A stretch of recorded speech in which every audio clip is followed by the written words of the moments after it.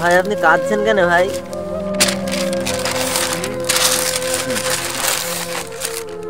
ভাই আপনাকে একটা গল্প বলি।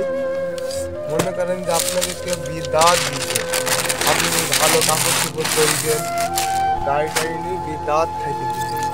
এখন আপনাকে সেখান থেকে অপমান করে বের করে দিল, তাহলে আপনার কেমন লাগবে? কেন ভাই, কি হয়েছে?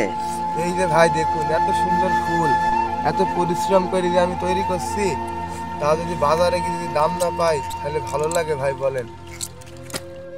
দেখুন ভাই, কত যত্ন করে বস্তা সাজাছি।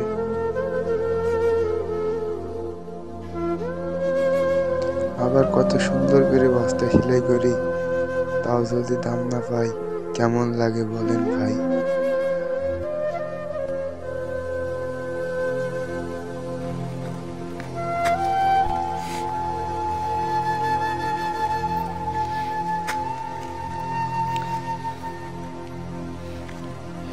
ভাই কি ব্যাপার, বস্তায় টাকা পাচ্ছেন যে?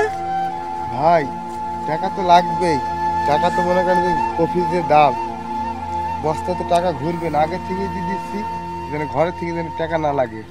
কিন্তু ভাই, এই যে আপনারা ঘরে থেকে টাকা দিয়েছেন, এতে লাভ কি? আপনাদের তো কপি না দেওয়া উচিত। লাভ কিছুই না ভাই, এখন আমরা লসে পড়ে গেছি।